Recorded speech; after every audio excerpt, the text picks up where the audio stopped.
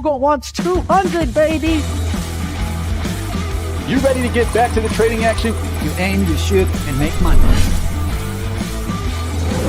It's going to be a great day. You guys know where you're at.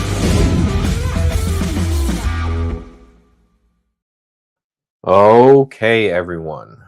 It's going to be an interesting couple days because our boy Mitch on vacation.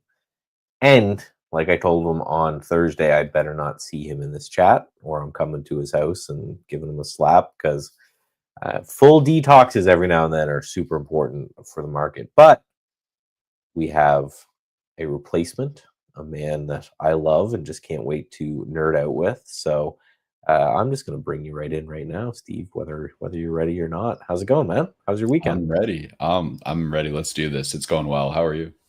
I'm doing good. We've got market was at all-time highs. I'm seeing it bleed a little bit here. We have Bitcoin doing not much on the weekend, but Ethereum is just ripping, and Solana was joining the fray just a little bit, not as much crazy. So I think there's going to be some very interesting ways in the market to potentially play it because, right, we have all of these crypto treasury crazy guys that are probably just going to be going insane today. I haven't even looked at that BMNR, but that one's probably going to be nuts. Anything you're seeing out there? Anything perk your interest on the weekend? Yeah. In terms of crypto, I've been in GLXY, and that one looks like it's finally doing the thing and breaking out. It was doing nothing for the first half of this crypto trade, but I mean, what I'm seeing in Bitcoin is the first flag after a breakout. So I'm all systems go in my crypto trades. I'm in MicroStrategy. I'm in GLXY. I am in Coin as well. Coin breaking out to all-time highs. So they all look beautiful to me. You're in the Ponzi scheme, but are you in the leveraged Ponzi scheme? MSTU. Yes, I am. You know me well. You always got to leverage your Ponzi scheme, right? What are you doing otherwise? Come on. I mean, we know the game we're playing. All right. Well, and let's just take a quick look around, just show you guys what we're talking about. So I always like to, especially on the weekend, I think it's more important to look at the futures than it is the individual equities because they have been trading since Sunday night. So you can get a lot more of an understanding of what's going on than just looking directly at, hey, here's where the SPY is opening or where the SPY is closing, because sometimes you get a gap down in Sunday night, they rally it or vice versa. And that's kind of what happened this yesterday, right? So look at the ES. If we go to the open, it's going to be kind of right here, right? So we gapped down on Sunday night. You can see there's the Sunday open right on this candle right here.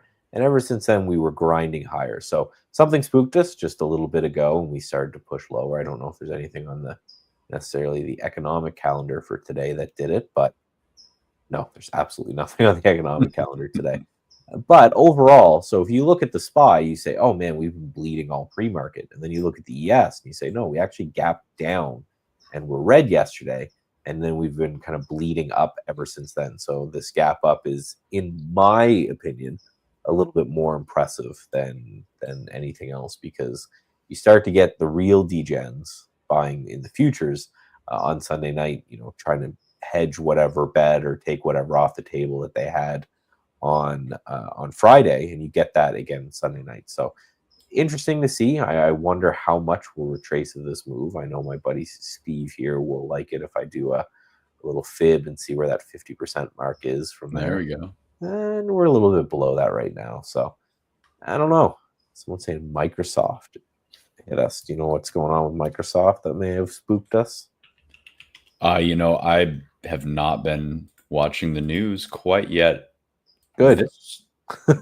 I mean, it's about time, I think, for Microsoft to have something that spooks people. It's been quite a run, but I don't know. You know how I am. You know how you are. News gets in the way of technicals a lot of the time. So I'll stick to the pattern until it breaks, and then I'll find the new pattern. Well, and this feels to me, if you look at this on Microsoft, this feels to me like a kind of a short covering event where there's just no downticks, there's no nothing. Happened as we cracked through all-time highs. There's a lot of people We know that they're still short. And I'll find that chart and bring that up here, but we know they're still short, and they're shorting into this rally. Could not be more wrong when it comes to these institutions. They're generally always wrong, but they have been exceptionally wrong this time. And I think that's what makes, sometimes I get a little bit too excited. My contrarian nature gets a little bit too pumped up when I see these guys as wrong as they are, but I love it. So I'm going to continue to do that. So what I'm talking about here is the blue line and the green line. So the two that we want to focus on the bottom. We don't want to. The red line are the smart people. They're the hedgers. They're the ones that are kind of in the know. They're the ones that they know what's going on. The blue line is your small trader. Usually they're pretty wrong as well, but a shout out obviously to the small retail trader that has been buying, and you can see getting a little bit more long over time. You guys see, they've been doing well. They're pairing a little bit off the table here, but YOLO'd in pretty dramatically here at the lows, which worked out great. That's that blue line right there. You can see right at the lows is when these guys have been buying. They've been buying the whole way up. But this green line is the large speculators, and they have been shorting the whole way up. And they even shorted last week as well. So interesting, like super interesting. Again, you can just go back in the past and say, right, they were buying and they did okay here, but then they started shorting as the market ripped. And then they got covered and went long right at near the low here, right? Started to get long, made a little bit of money here, and then have been short as well. So it's just funny that at how wrong these guys are. And that's a good question. If they're wrong so often, how do they stay in business? Well, there's a lot of people out there that want their money managed by the experts. And if you look at the studies and the math out there, most of these experts never beat the S&P 500. Most people, if you don't want to get into this game at all, and even if you want to get into the day trading game, I think most people are better served from the investment standpoint of just buying the S&P 500 and walking away. Because these large institutions, and this isn't new, you can find this chart. You can go to barchart.com. It's free. You can find this chart. You can go back, I think, like 20 some odd years with it and just see over time, quite often, they short the bottom and buy the top. Mm-hmm. Which is hilarious because everyone's like, oh, the scary institutions, they're so smart and they're out to get me. And then you go look at the data and they are so wrong. Same with, it's no different from, we laugh at the Economist headlines. And when they put out, hey, the market's doing amazing, you want to short the market. When they're like, oh, that's like, I think if you look at the lows here, the Economist right here had like a picture of like the eagle, like all up with like bandages on, and he's using canes and all this to walk around, and that was right here, and it was just the most screaming buy opportunity of all time. Yeah, it's crazy, isn't it, how often that works perfectly? I mean, it'd be a crazy coincidence if it was, but I think that the markets are so psychologically, just there's basically psychology on a chart, just the mass psychology of all the participants. So it makes sense in that context. But it's fascinating stuff, and I totally agree with you here. And I think it's also the leg of the reporting, right? So by the time and this is just how a lot of these big newspapers and magazines, they were probably starting to write that article right here. And then it had to get approved and then published and then edited, and then someone else has to do the title, blah, blah.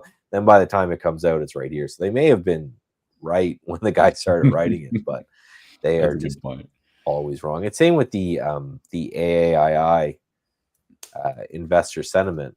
The guy initially built that thing where it's basically a survey of quote unquote the smart money, right? The guys who write newsletters and all of that.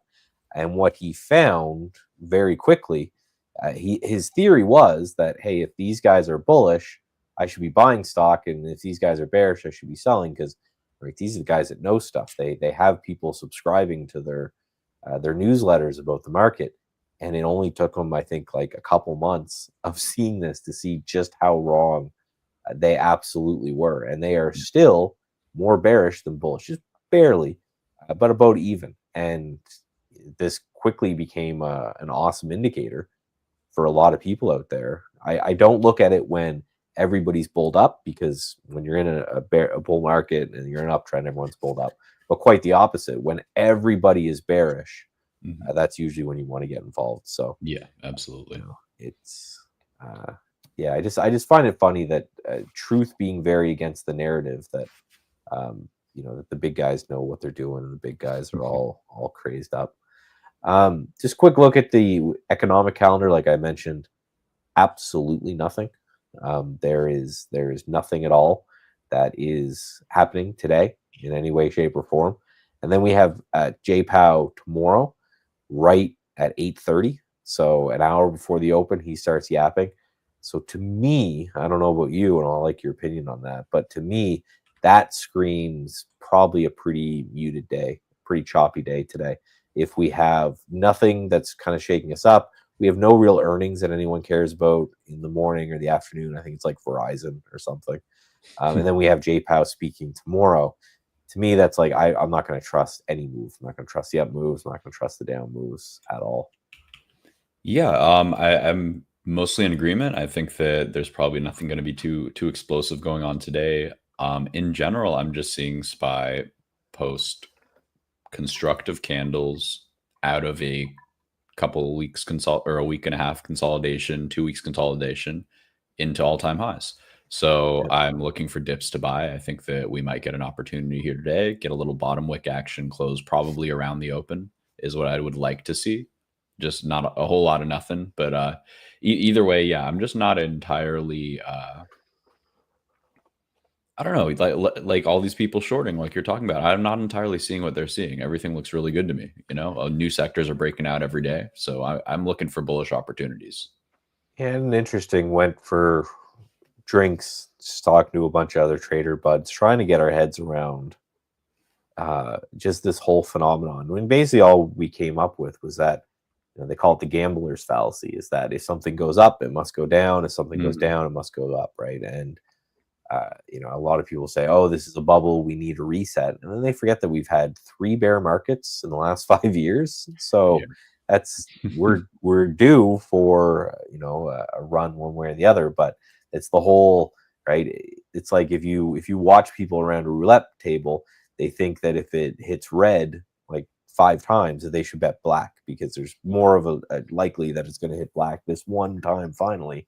And of course, anyone who's studied math at all, just each one's a completely independent event. It has nothing to do with the one before it. So, that fallacy is, and that's all I can think of. That, and I think there's a lot of technicians out there, or I'd say newer technicians, that read a chart and they think the low end of the chart is support and the high end of the chart is resistance. So that's why you'll see a lot of technicians do stuff like this, just to kind of remind themselves that there's no resistance up here just because that's where the chart stops. That's just an arbitrary point where the chart stops. And I don't know. I don't know if you've got any other ideas, but that's all I can think of is what goes up must come down and vice versa.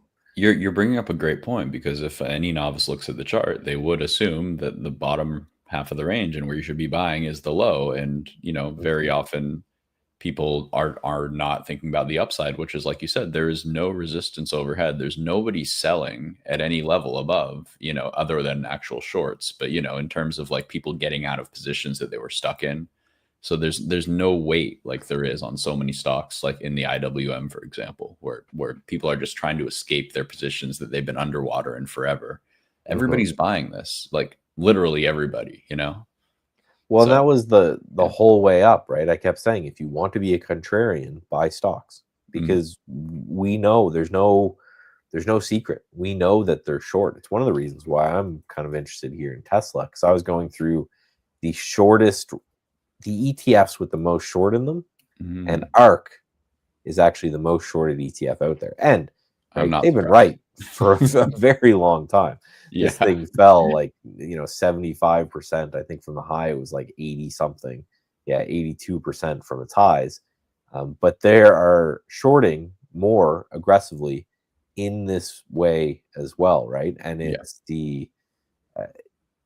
when they're short, they have to get out, especially if the price is going higher. I always say, Yeah. right? So like And AMC, these yeah, guys don't have to get out. The stock's down yeah, 99.99%. what a If you short. can, Yeah. but if you combine a high short float with a trend that looks like this, you start to get some people that are nervous and all of that. I think it's going to be one of those. I wouldn't be shocked. There's a lot of traders out there, which kind of makes me nervous, throwing around the 90s again, which is terrifying. That is this going to be like 1998, 1999, Oh, in which, if you note around those times, I wasn't even trading then, so not even I'm that old. But if you study the history, a lot of people were short these internet companies because mhm. they were a lot of BS, which they were, and then they quintupled and everything from there, partly because there were so many people short. It's actually what birthed the day trading movement, because you could make money Mm. by coming in and a company would put internet in its name and you would buy it on the open with a couple $100,000, and then you'd sell it on the close and it would have doubled in that time. I know a lot of guys out there, some of the older guys that I talk to, that they made 90% of their money then, and then for the rest of their careers they've just been kind of adding on to that slowly over time. Wow. I don't know That's if we're wild. there, but positioning says we might be there. We might be somewhat there. Yeah, well, it's interesting you bring that up because there is an interesting parallel between the exuberance of the internet age or the early internet age and AI now. And I feel like um, a lot of it might be considered hype, but a lot of it really is a game changer. And so we can only imagine how this will affect productivity, how this will affect GDPs, how this will affect so many areas where we don't even realize that we're lacking until we're able to more efficiently look at things. So it'll be interesting to see if that exuberance leads to a blow off like it did in the you know in the internet, the .com bubble. But everything pops eventually, and that's okay because Yeah. it can drop 50% and still be higher than it is now. Who knows? Well, that's the thing, and then I think that's super important to highlight, because in a lot of cases, a lot of people say, "Oh, well, this is a bubble, so I'm going to stay out of it." It's like, what if the bubble, goes up 10x from here and then gets cut in half? Well, you still should have been involved in it. It's why one of my favorite sayings is George Soros, who's like, every time I Yes. see a bubble, I run headfirst into it, Yeah, because exactly. uh, I was well, waiting to say that. You beat me to it, Michael, but yeah, great it's quote, great investor. it's only a problem until, if for people who don't have an exit plan, that's the only time it's a problem. If you have absolutely no exit plan, you're going to get completely run over here. But something like ARC, and up 105% from the lows. If you're missing these, you're having a rough time right now. Yeah. If So you're there's not shorting only it. well, that's the thing, is you've got the short people, but then I also think we can't exclude the people who are just not long enough. And Yeah. that's got to be part of it as well, is because one of the hardest things for a lot of institutional managers during this period of time right here, 2023 to 2025, wasn't so much that they were short and losing money, but it was really hard to beat the S&P 500 Mhm. unless you were, just like the S&P 500 is, really overweight large cap tech. If you had a more diversified portfolio, if you had some international exposure during that period of time, some energy exposure at all during that Oh, period of time, you underperformed yeah. pretty dramatically for these big investors. So they're going to have kind of PTSD from there and say, well, if I don't own enough, my performance is going to suffer. And if my performance suckers, they go to the next guy, right? Mhm. There's no loyalty in this game. If I'm on the golf course and I'm a billionaire and I'm with hedge fund A, who's made me 15% this year, and I'm talking to my buddy and he's in hedge fund B who's made him 20-30% a year, right? I'm calling my guy and I'm saying, switch over Yeah. to this one. And that's how, again, someone who worked in the hedge fund space, that's how they get shut down. Is not necessarily because of they blew up everyone's money or everything. It's just a slow bleed because there is money to be made, better money somewhere else. And quite often that goes full circle. As soon as that hedge fund shut down, whatever strategy they had ends up performing amazingly. But they Right. just don't have the capital to do it anymore. So it's it's one of those. I don't know what's going on. And I can't agree with Rando here. I don't know. We're talking long-term trading. Day trading is completely different, right? So short all you want, but yeah, it's one of those things that's the end up. You want to take your intraday short, and then you want to move on. You want to have your majority of your portfolio long until this trend breaks, which it could be today, it could be 6 years from now, no one knows, but just kind of have that. Hedge funds aren't designed to beat the market. You're right. Not all of them. Some of them are. Some of them aren't. Right. And I could tell you all kinds of stories, but I knew one hedge fund, and all they did was buy and sell antique cars. Seemed like the coolest job in the world. The dude just had like a massive kind of airport hangar, like those big, like, the steel rounded buildings. And he would just go to different parts of Europe and just shop for like antique cars that were on sales that he'd fix up. And he was a hedge fund, because it's just, a hedge fund is a structure. It's not a trading strategy, right? So the idea is, if you're a billionaire and you own a bunch of the S&P 500, you've got a couple long short equities, that type of thing. You're going to put some in this hedge fund. But if that's not performing, that guy's going to get shut down as well. And that's going to be a really liquid one to unwind. So I'm talking more of like the pension funds out there, right? So, think of a lot of these endowments with the U.S., dealing with the U.S. universities. Like I know Harvard, Yale, a lot of these guys have these massive endowment funds. I'm talking a lot about when it comes to different mutual funds, like these old school. I know that market is diminishing, but it's not gone yet. So, when you talk about even some of these actively managed funds, so like ARK, for example, I think you're going to get a lot of money flowing into ARK now, because she might end up being right after being wrong for 5 years now. If she ends up being right, I think you're going to start seeing her on TV and everything like this again. But yeah, hedge funds are generally about they want returns. Obviously, they want uncorrelated returns. Quite often, they're okay with more risk for higher returns, or less risk in exchange for lower returns, right? Yeah, I think you make such a great point too. Just in terms of the market is looking for places to catch up in, and what better place to catch up in than a pile full of companies that, quite frankly, are questionable at best at times. So I mean, it's a great vehicle to play catch up in, and I think we're seeing that in a lot of the sectors that are starting to run right now.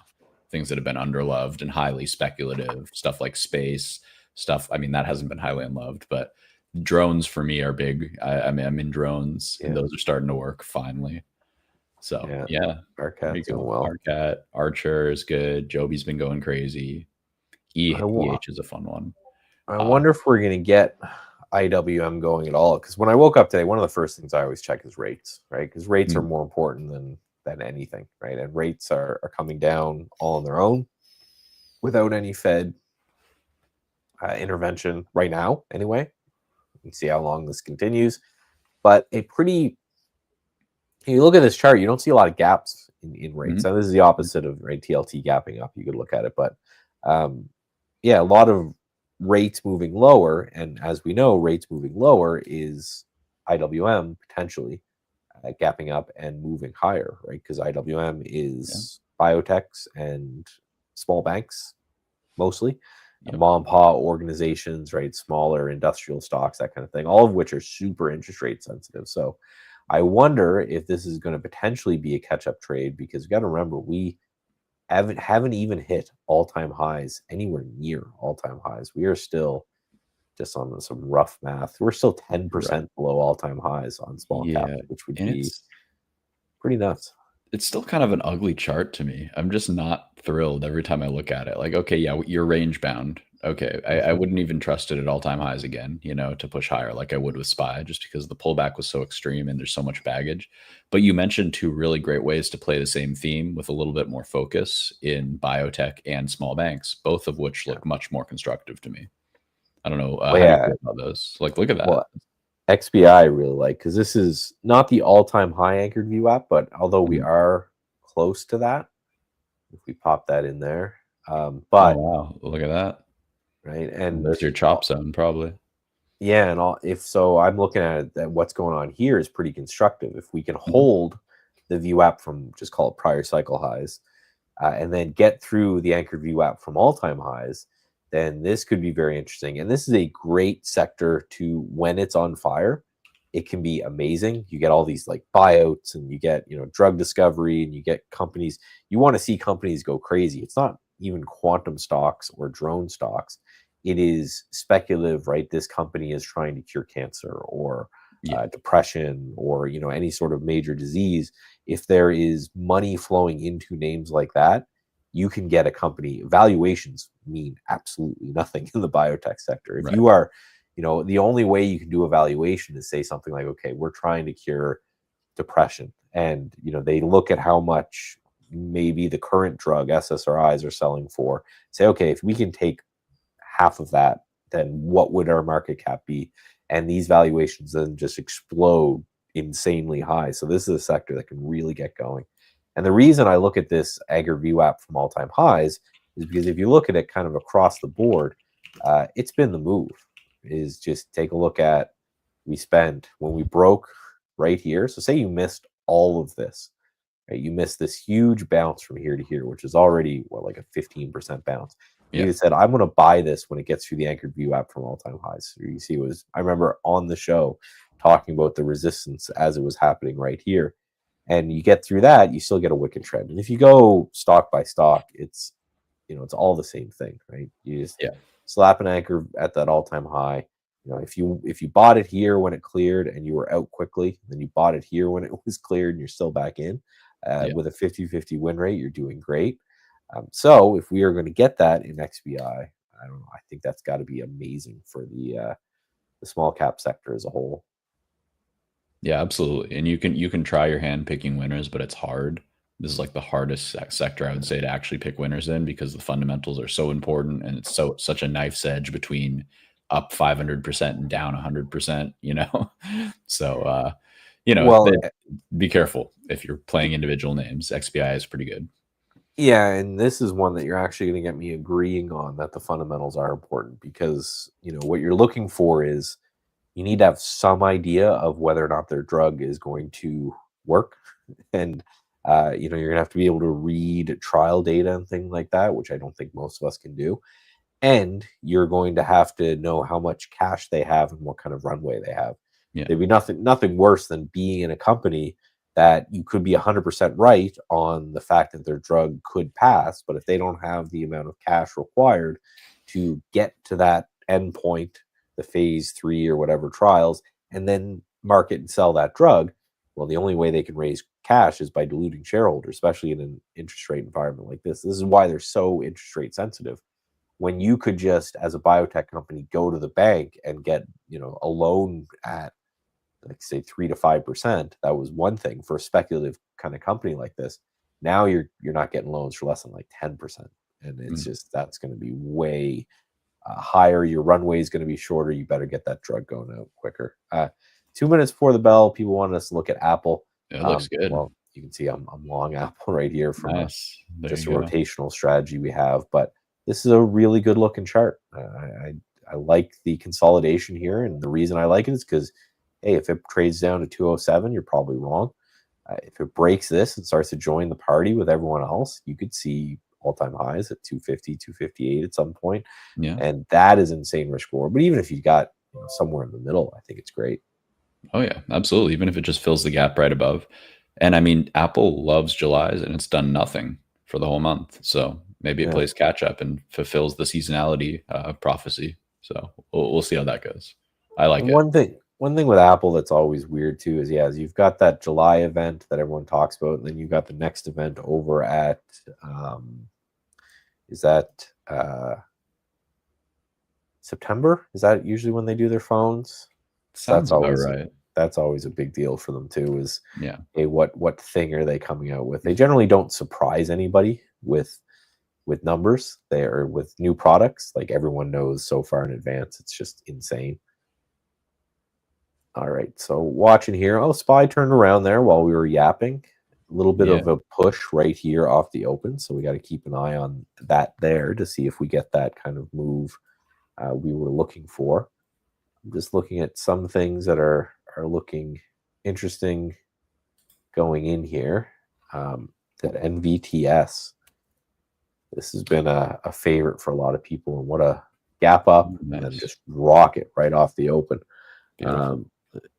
Chat, let us know if you want us to look at anything, what you want us to hunt for. We're not usually degens in the same way that Mitch is looking at all these crazy low float guys. So if you have anything up there that you want us to see, let us know for sure. But so far, right off the open, everything is gapped up and holding, at least for now. So I'm in a bunch of swing trade runner positions that I'm just monitoring, and I did just enter RDW just at $20. So that one is starting to work. RDW is a space company, satellites. I think it's got a big old base, and it's looking like it's starting to break out and follow ASTS, which is another one that I'm in. And BKSY is one more fun one. But so yeah, all of these look really strong to me. I think they're pushing into blue skies territory. So it's they're a top watch for me. Ooh, yeah. TAC point out Tesla. Look at that little crazy topping tail there, at least right off the open. Oh, into earnings. Yeah, they have earnings on Wednesday after hours. So that might be an interesting one to potentially play. Absolutely. Yeah, Tesla's getting really tight, really coiled. I'm looking for a break upwards personally because I guess I'm a contrarian. I think there's a lot of room to the upside here. Quantum names look pretty strong. QBTS spiked higher. They cleared out all-time highs. So I'm going to be looking for continuation there. I think dips are buys, which it loves to do this. It squeezes up and then pukes. Currently puking. Good thing I had an auto trim at all-time highs there. But I think it's probably going to be a buy at some point when it sets up again today. I'm going to keep an eye on this one for a swing or to continue holding my swing. Yeah, you can see the alerts there just stacking up. Yeah, gotta love it. Let's see. I'm watching nuclear names start to put in bottoming wicks after flushing out pretty healthily. OKLO swept. Oh, was that all-time high sweep? No, it wasn't. Okay. These are another basket I'm watching pretty closely for continuation. So OKLO, I'm going to be watching for that to catch pretty soon. Still pushing down, but these names have been moving really well. So I want to keep buying them off of like the rising support as it keeps proving itself on the reclaims, essentially. And I've got rising support on OKLO around 67.50. So coming up here. Could go a little lower into that imbalance again, where those bottom two wicks were in the past 2 days. But either way, this weekly chart looks really, really good to me. And the name, I don't know, it's a fun one. So keep an eye on for that. sure. No, that's a lot of these nuclear names have been just really interesting because they are so volatile, and so it's like the AI trade anymore. And Nvidia has just been kind of slow grind higher. Not exciting as it used to be when it came to trying to play the whole AI thing. And now it seems like everybody, a lot of the degens have moved just completely over to nuclear as right. If we're bullish AI, we're buying nuclear. If we're bearish AI, we're short nuclear. Absolutely. And nothing else really matters. Well, I like that you brought this up. I just wrote about this a little bit in my newsletter, how to play the kind of middle innings of AI. And I think we're starting to see a shift from like the shiny NVIDIA type plays to back to the kind of the picks and shovels of AI infrastructure, data centers, and stuff like that. So I'm looking at names like Teradyne, TER. That one looks really good long term. AMKR, I think Amcor. These guys basically are in this. They're essential to the supply chain of semiconductors, but they haven't had these meteoric runs like a lot of these companies. So I think that there's a lot of room to play these kind of themes and not have to buy the NVIDIAs way up at all-time highs. Not that they probably don't keep working. I think they probably do keep working, but I like buying different kinds of setups than that. So yeah, keep an eye on those guys. Yeah, the late innings, I think, are one of the hardest to trade when it comes to individual names as a whole, but you have to, right? If we're going to keep moving here, it's going to be some downstream effect of AI that I think is going to keep us there. Just looking through the kind of major indices, we have IWM holding on a little bit. The Qs just whatever, they came in to fill this gap and just off to the races. And we're seeing that as well with SPY, a little bit less though. There's a simple gap trading at its finest, right? I mean, you're in an uptrend, you gap up on a Sunday, you wait for that low volume move to get flushed out back to support. You buy with the crowd. You already had a sneak peek of what the market wants to do. Kind of a no-brainer in retrospect, huh? It's a pretty good setup. Yeah, and we're seeing, I'm just looking at kind of what areas are doing well and poorly here. And Microsoft, they mentioned down a little bit, but everything else is weighting it. We have health down just a little bit. That's probably our most problematic sector. Finance up, technology up, electric technology, and then retail, consumers, durables, which is basically just Tesla. Look at this. Yeah. When you zoom into this one, the size of the box is the market cap and how much of effect it has, and then whether it's green or red is everything else. And right, Tesla is this whole kind of sector here. You know what's up today? Coal. Coal is up a lot, and that is notable because they're breaking out of long-term bases. If you want to throw my chart up real quick, I have. Oh yeah, no, you just remove me and add you whenever you want, man. Oh, I have the power. Oh, don't tell me that. All right, take her over. Chart's coming in hot in just a second here. There we go. Boom. Oh, I'm in. Okay, you're in. So AMR coming back into the bottom of this big volume shelf after pushing like crazy. This is a coal name. We also have MET-C just doing crazy things off the base. This is probably the strongest chart overall. I'm looking for it to kind of flag out over here to push higher and form a decent entry. But I think bottom picking a lot of these names like BTU, AMR is the one that I was looking at, and then HCC. So I'm watching this sector for a longer term swing. All of these look really constructive long term and ready to at least push significantly higher, if not make attempts at all-time highs. I got to figure out why, though. I don't know why coal is so hot, but keep an eye on these. Right? Do you have to figure out why? No, and it will probably make me trade worse because I'll start believing in it. So, right? Like, good points there. I just love that. During the last administration, you would expect, again, I don't know anything about you guys, but I would expect that to have been the administration that was maybe more or less, or more not really as interested in coal, right? They seemed like more of like the green energy administration. Yeah. That did not happen.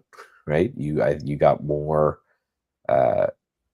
You got more movement out of the coal and the kind of dirtier energies during that administration than you did in this one. So that's one of the more evidence in the idea of I don't really care that much, right? Because when this one, we actually have solar moving a little bit, and you could maybe argue nuclear being a green energy as well is doing okay. You're reading my mind. I was about to say solar. I don't get the why, but does it matter? I mean, like you're saying, if the chart moves, it moves. So yeah, exactly. Great parallels. Right. It's who. Don't be too concerned with the why. I think that's something that gets us because. And I think it's because a lot of people, they start their trading and investing career actually watching CNBC and believing them. Yeah. Yeah. You have to give a why in that state where you're doing this, 24-hour broadcast, and there kind of has to be a reason there. And I think it's very hard for humans to say there is no reason. There's the stock moves because of sentiment and positioning, right? We have space and things like that moving now because people believe that space is going to be a big thing and they're not positioned enough. And Absolutely, as soon yeah. as they are, even if space is a big thing, if they're positioned enough, they'll no longer buy or sell them. Yeah, absolutely. And I mean, it's another aspect of it is a lot of these institutions, they're willing to risk a small percentage of their portfolio to just buy and hold these incredibly speculative long-term positions, which are either zeros or five baggers, you know? So the people and they're running out of sellers, you know? Everybody's just mad bullish on these. it's funny, the perfect example of that we just talked about, which is biotechs. You don't see very many biotechs in the mid cap space, talking say 10 billion to 50 billion. There's not many of those. There are multi-$100 billion biotechs, and there are sub $1 billion biotechs, and not much in the middle because of exactly what you talked about. As soon as you become a viable company, your drug has the chance of making a lot of money. It is then worth it for a large institution to come along and just buy you, right? If they think your company is going to be worth 200 million or $200 billion because this drug's so amazing, but there's a 10% chance that that's going to happen, it makes a lot of sense to just come and buy you at 2-3 billion and just take the YOLO. And if your drug fails, whatever, they're down 2 billion. It's like a rounding error for them. If they're right, they make this insane profits. Why you don't get that biotech middle ground, which is, to your point that you said earlier, makes it really hard to trade individual biotech names, and why a lot of people will just trade the sector is because you don't know if you're going to have that company that's going to zero or if you're going to have that company that's going to $200 billion. That just becomes a very hard place to look at. Absolutely. Just entered a trade here to the short side on this mean reversion system I'm building on this NVTS. So this is a little worrisome, shorting something that is up that insane amount, but it is what it is. So the idea is behind this is we're looking for just overbought or oversold to the daily chart, and then just some sort of intraday revision here. This is one of those that's got like a 51% win rate across 10,000 trades. Makes a little bit more when it's right than when it's wrong. And the reason I wanted to point this one out on top of all the other ones because I'm in a lot of things, is just that we are nearing this prior high right here. So if we get through that, I think my stop is somewhere up in the 9 anyway. If we get through that, this thing could really explode higher.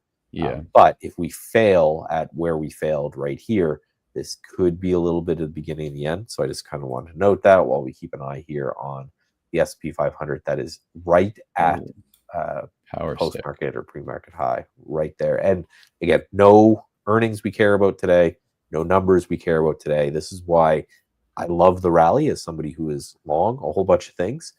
I am just not really buying it because, again, we are in this zone where we have J-Pow tomorrow. We've got a couple economic names tomorrow. We have a lot of earnings this week from big companies. I just don't know if now is the time. I think tomorrow might be the time, especially in the pre-market, because you're going to have Yap Boy really go. And we know that after Yapping Guy is done, that's when you could have these really wicked trends. So I'm watching to see if we revert here. If not, we just break through. That's new all-time highs. We got to ride the trend. But if we fail at these pre-market highs, I get somewhat a little bit more timid. Absolutely. No, I couldn't agree more. And I just want to note right now for the day traders, so we did sweep the highs. We did find sellers.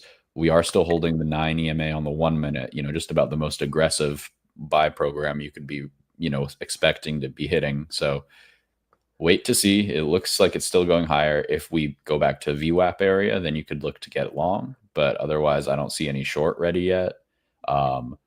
We have room to sweep 630 today, I think. Room up to maybe 631 potentially, but I wouldn't expect anything more than that. I would kind of expect 630 to tag and then mean revert back to VWAP by the end of the day or something. But pretty decent buying here so far. Yeah, and across the board, right? I'm just going through some of my sectors here now, and looks all green. Yeah. Everything is green, and some of this is actually turning higher. So like UFO, which is that space ETF, How's that's that doing okay. Whatever XME, happened? Did we get disclosure? Whoa, it's breaking out. Whoa, it's been breaking out. Oh yeah. Oh, this What? one's that one's been a rocket to Are ride. aliens real? Is that what this is telling us? It could be. Man. We're going up to meet them, and all the companies that are doing that are making a killing in this market. So, Man, that's so pretty. If you just look at the opening range of UFO, like where it like debuted, IPO'd, and like initially ranged in, it yeah. just came back up to that, puked it, but when it reclaimed, it's just been a straight shot and right up into the supply zone here potentially. But if it flips it, blue skies. Well, I love, systematically, I trade stocks, right? So systems when it comes to swing trading, when it comes to day trading. When I put discretion on, it's more and more these thematic style ETFs, just because they are, they just working out so well. Nice. Yeah, they're fun to trade too. Like, who doesn't want to trade UFO? That's just fun. Right. Big expansion here on SPY. You seeing this? Wow. I meant Yeah, 30 today, not like right now. Well, and it doesn't look like, I was saying, hey, are we going to care about these pre-market highs? No, it doesn't look like we give a single crap. So now, if we start to reverse here, the next question is, can we hold that, right? If we get a little bit of a sell, because we've been straight up from the open, that's the number I think to watch, and that's like 629.50. If we can hold that 629.50 and then start to bounce from there, that's great. But again, this is why you wait for some sort of confirmation to short. It's why I love the kind of swing trading side of things, and it's why I love VWAP, is because that would be my game plan here on this. If I wanted to short it, I'm not doing so until we break VWAP. Just not going to. Nope. And like even now, when you think, well, it just had a big candle, now's the time to short. It could just correct via time instead of price, and just flag out for 5 minutes and then rip your face off up another buck. So you got to wait for confirmation. It's got to be in the sell zone and showing signs, for me at least. Otherwise, yeah, you get candles like that. If you short the high of the day, get one minute of happiness. That's it. Yeah.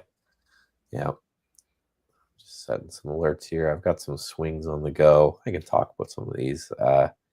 One just came through is DC. I have no idea what this company is, but it's Gold Company.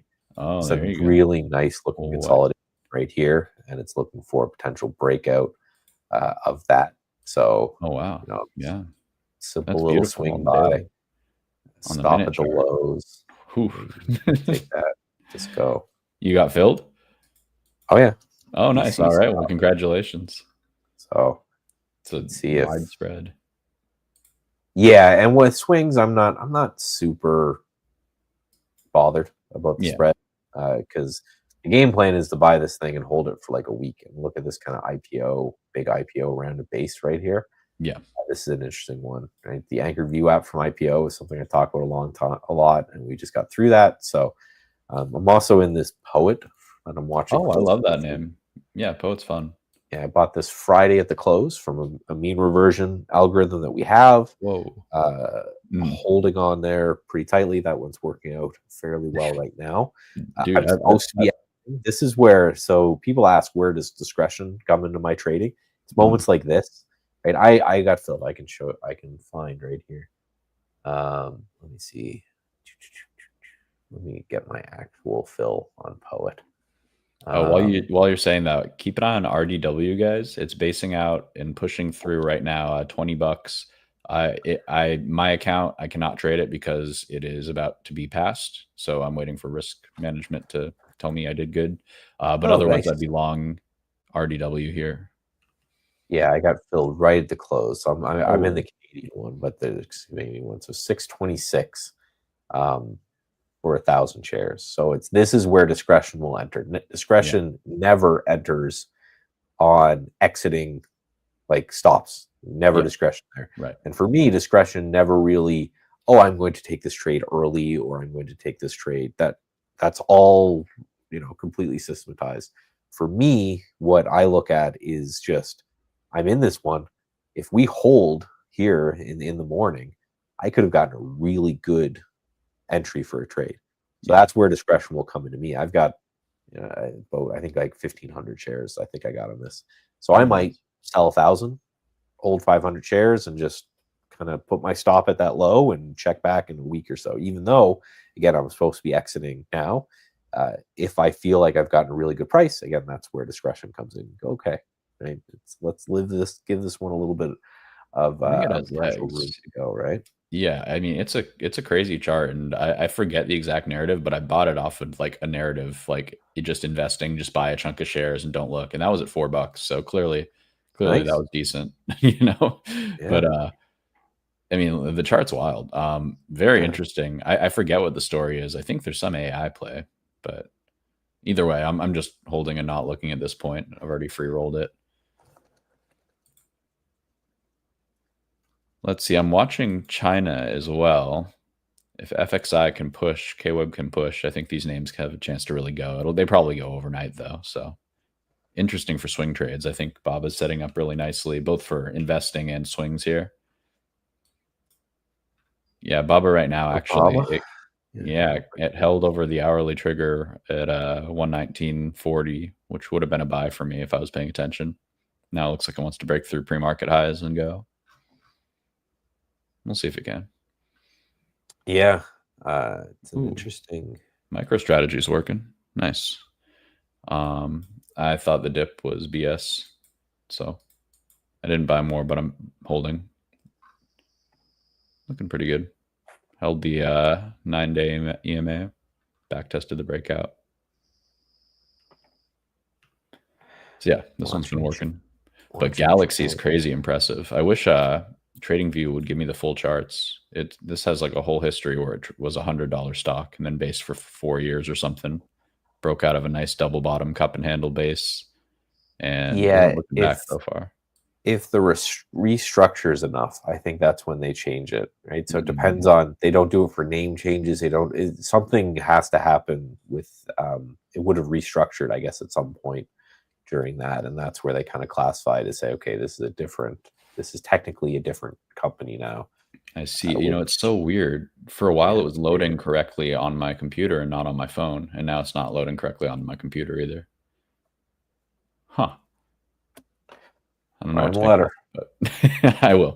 Either way, I think this one has legs to 35 at least, probably higher. Could be a potential 5-bagger in a year or two. They are. It's an ex Goldman Sachs guy. He was like a I don't know, something important with Goldman Sachs, and he's now in charge of a crypto asset management company and just the Vegas stuff, but they've been undervalued while the whole crypto market's been ripping. So I think they have legs there. Crypto market asset management company. Sure, why not? Yeah, why not, right? So it's just a crypto hedge fund. Well, sure.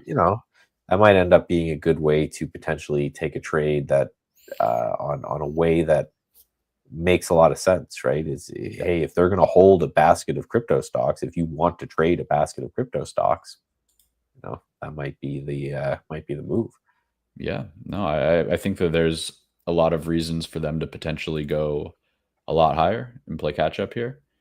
I mean, I still think MicroStrategy looks really good though for expansion outwards to all-time highs. Do you have any feelings on this Ponzi? Which one in particular? MicroStrategy, I guess strategy now. Oh, well, I own it, so I'm okay. talking my books here entirely. Nice. But it's just going to be a pure crypto play, right? I don't think its particular chart matters at all. It's going to be Bitcoin is going to move one way or another, right? So it's going to be dragged up with Bitcoin, or it's going to be dragged lower with Bitcoin. And whatever crypto does, it's going to be a lot of these things. I am interested just in the same vein, or what happens overall when and if, right, we get the next big, shoe drop in crypto, which that's just what it does. Like, right, crypto moves higher, and then we're down a bunch, and so on and so forth. So when that occurs, I am very interested to see all of these treasury companies, all of these. MicroStrategy, I think, will probably be the last one to explode, but you're gonna see, especially in a lot of these smaller companies, mismanagement of how they did the crypto treasury. Like they, it's one of those, they went to see Michael Saylor speak once at a conference. They're like, yeah, we're doing that, and Yep. just haven't like the nitty gritty, because this seems like one of these things where the devil's really in the details. Like, did you cross your I's and dot your T's? Right? Is this did you do everything 100% correct?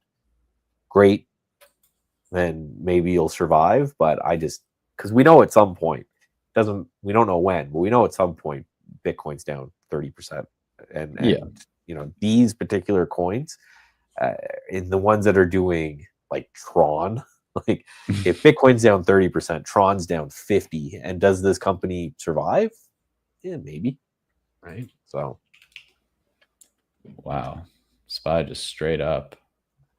well, that's an interesting potential move there that TAC is saying. So if you are bullish stable coins, you should be bearish Western Union. That makes sense. And I think, the market's been telling you that for a long time. I don't know if I'd short here, down 75% from all-time highs there in Western Union. Trend is your friend. Yeah, to the short side, I get real worried, right? That's where guys get greedy, and the SPY just ripping. This is why we're talking so much, because it's, what do you do in this? What do you do in this environment, right? The market's just been.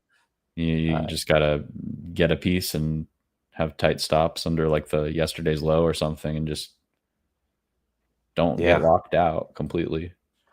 Well, and this is, we talk about it all the time. There are times in the market to put on a lot of trades, and there's times to just kind of leave it. And this, in my opinion, is one of those times to, unless you have something, if you have something, try to hold it. Otherwise, I don't know if I want to get involved, because you get this conundrum when the market's just ripping like this. Either your stock is ripping with it, and then it's probably a little bit overextended in the short term, and you need some sort of a pullback or consolidation or something to get involved, or your stock is not going up, or even worse, going down.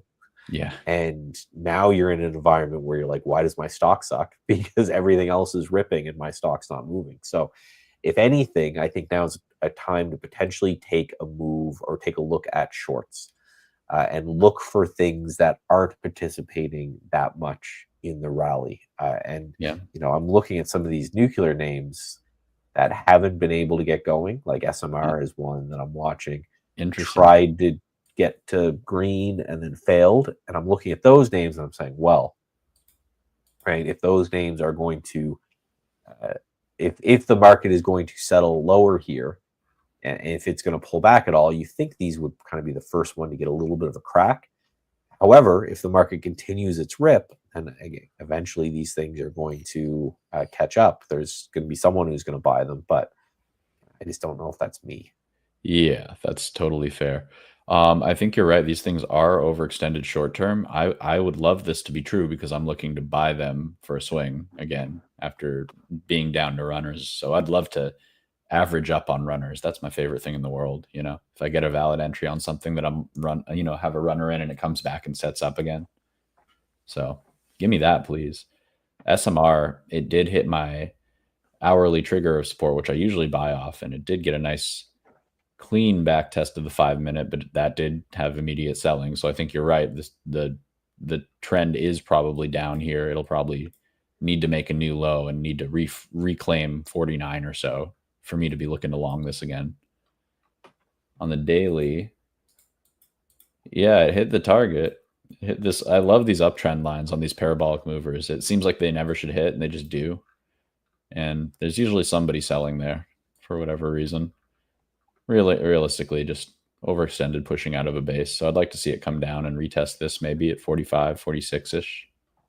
Yeah, and it's just rotation. Rotation happens in both directions. It could simply be a profit take. Right? So I made a whole bunch of money in SMR recently. I'm just going to take some of that and put it in my pocket. Right? Totally. Absolutely.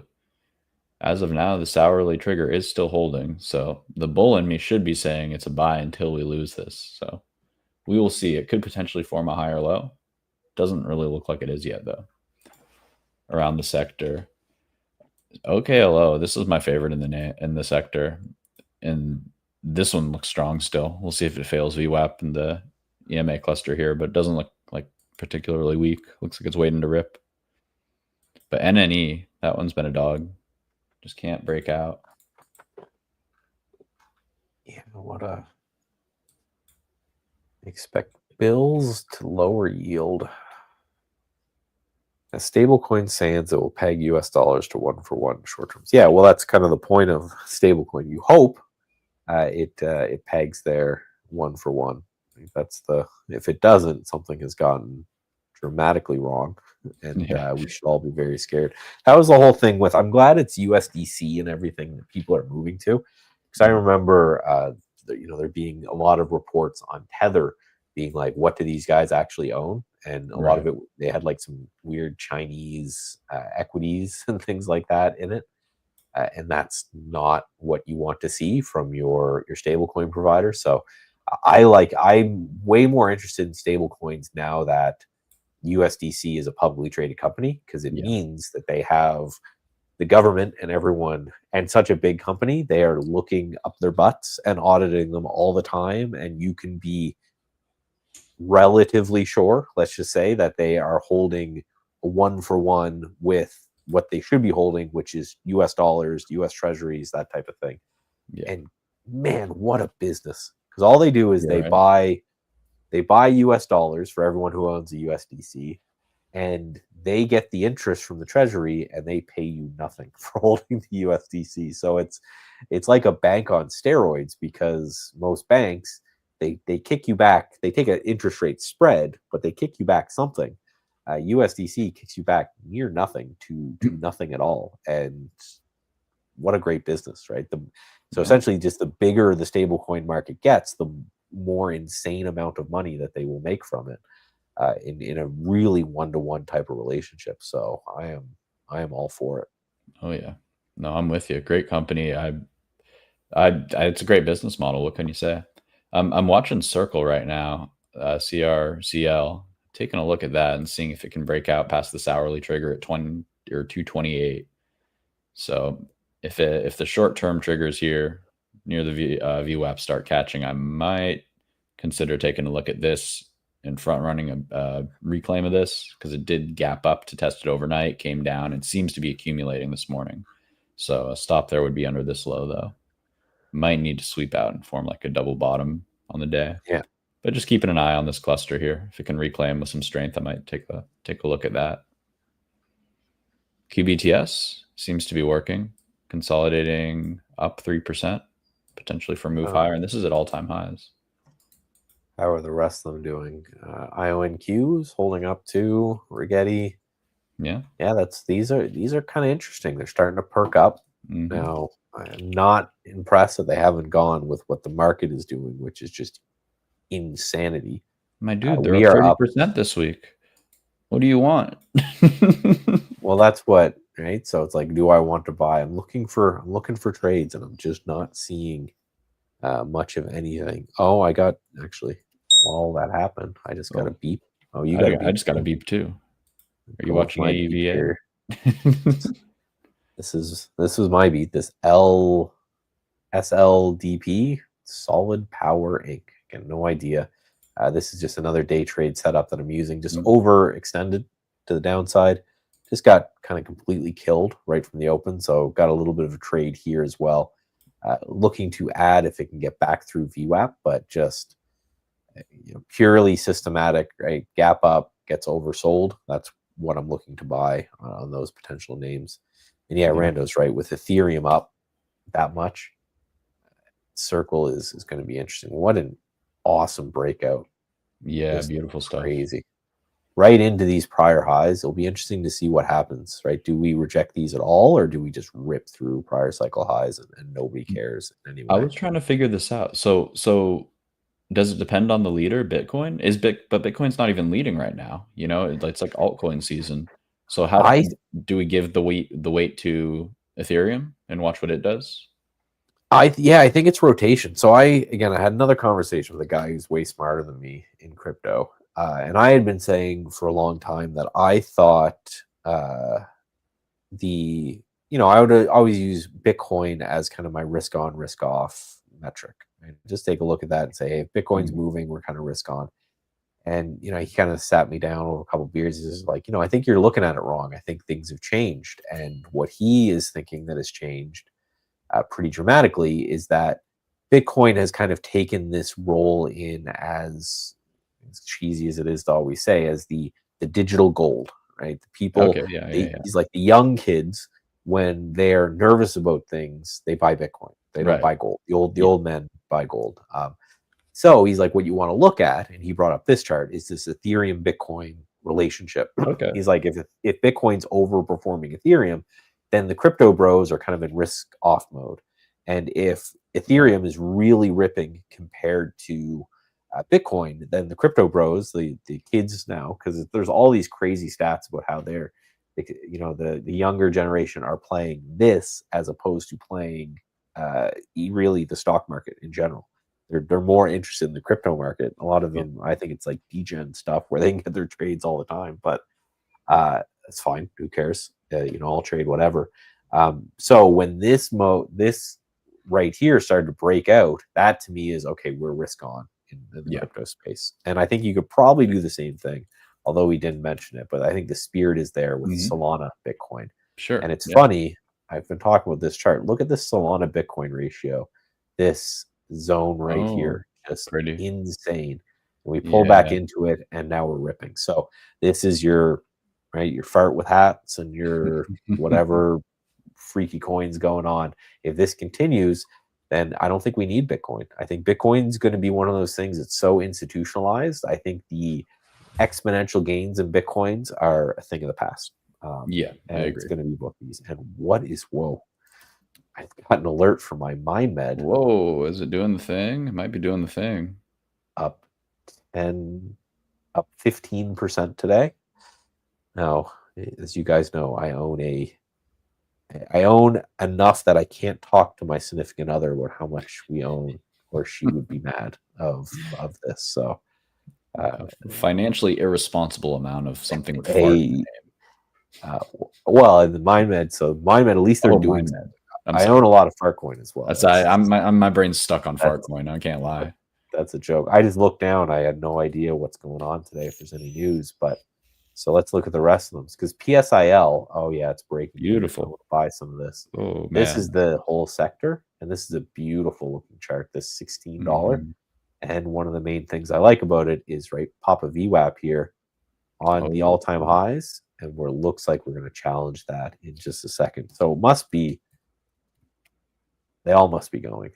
I know Simon's only up a little bit. What's Compass? The heaviest weight in those ETFs you're in. Compass up a little bit. ATAI up a little bit, but no, this seems to be a MindMed lead. So is there the MindMed effect or something? Nice. Well, congrats. That's awesome. Oh, is Open still going? No, I was thinking about just buying some because why not? Wow. And there it goes, 330. Sorry about that alert. I'll change that. Wow. So where does Open squeeze to? 5? What's their they're pretty short, aren't they? They can't not be with that chart. Open. I thought I was reading earlier. Yeah, 27% short float, and they barely covered.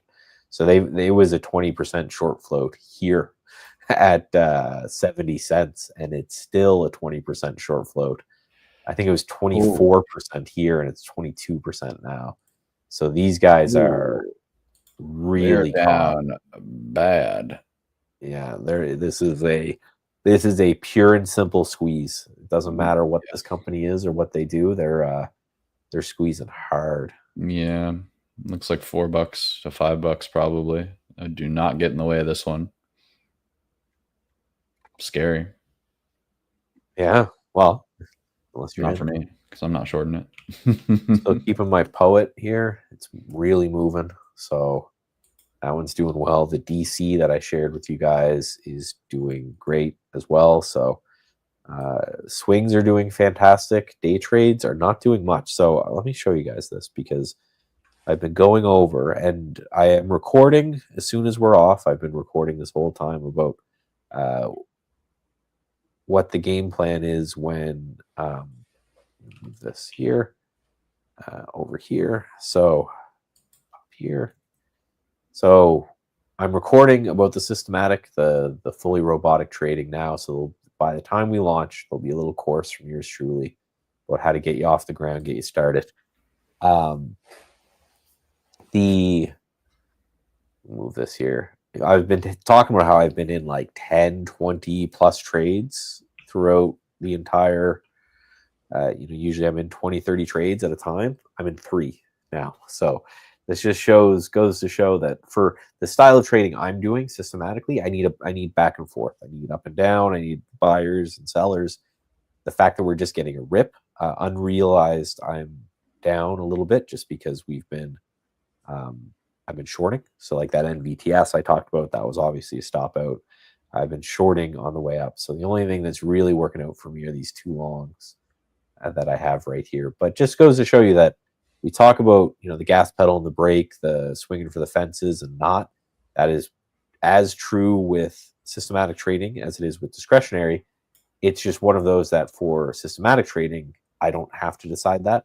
I just need to, move. My bot needs to do that for me, right? And essentially say, here's a time that you swing for the fences, and here's a time that you back off and let it go. And when the market's just doing this, which is just a straight rip, SPY, right, what do you do? So little bit of a pullback coming in here, just the last 6 minutes or so. Someone's got to take profits at some point. And 129.85 and 129.50 is the VWAP and the pre-market high respectively. So if we get to that zone, that's something I'm going to watch for. But all systems look go here. So yeah, 6:30.37 is my 1 minute trigger. So we'll see if buyers can just immediately step back in there and reclaim these 9 and 20 moving averages. Looks like they are for now. So that's kind of my immediate momentum line in the sand. As long as that holds, we can keep grinding higher, but wouldn't expect any crazy move today. Well, Does I'll seem like we're breaking out, though. I'll be the first to admit I was dead wrong. I came into the day saying, with all this stuff going on tomorrow, I don't think we're going to see too much today. And just could not be more incorrect about that. So looks like we're just having a good time. So just make sure you're YOLOing responsibly and all of that, and have at it, right? Because we are in trend mode. So make sure you're trading in trend mode. Yeah, exactly. I mean, just keep on. I think it's a good time actually to be an options trader and just take calculated bets to the upside and not have a ton of capital tied up in things that could start going down severely. But I mean, or just, I just have tight stops on my risky stuff. Like Quantum's doing really well right now. QBTS, keeping an eye on that if it can hold its morning push. Basically, what do you look for when a stock has swept all-time highs? And okay, so here's the scenario. It's like a cut pattern, right? It's has a big left base, and then it comes up and sweeps that lip. Then it comes down, consolidates, and sweeps it again. I should just be looking for like price acceptance here, right? Or is there anything you'd look for? Just if it holds, it holds, right? Like if I got your charts up there, that's, you just don't want to see the dreaded failed breakout, which is going to happen most of the time, right? Most of the time, just mathematically, we've been here, we've done this. Like the math has been done.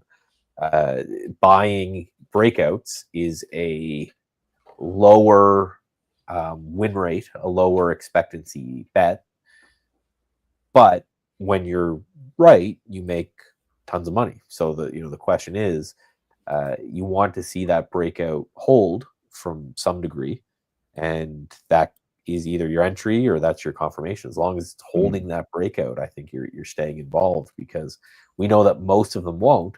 So that means that if it's holding the breakout, then that's actually by definition statistically a rare event, and you want to be involved in those rare events as much as you possibly can be, because absolutely, right? And What I else? just, Oh, yeah, no, I'm totally with you. I just look around at the sector and they all look so healthy too. It's hard for yep. me to want to bet against any of these charts. IONQ, very clean. What's No, and the QS doing? only right Finally, breakout trading, and especially like new high breakout trading like that works, is if you have a plan in order to stay heavily involved to the long side. Right, yeah, that's the only way that you're going to make money in those names, is that if you have that, you know, that's why I think trend following works so well, is because the amount of guts it takes to be a trend follower is mhm, a super huge deal, yeah, because you're going into a game knowing that you're wrong a lot, and a lot of people can go, okay, well, I can deal with that. But you're also going into the game knowing that wrong a lot to a lot of people means, oh, I buy the stock at 10 and then it immediately moves to 9 and I get out and I'm fine with that. yeah, No, wrong a lot in trend following generally means you buy the stock at 10, it goes to 15, and then it comes back to 9 and you get stopped out. That's how trend followers have to trade.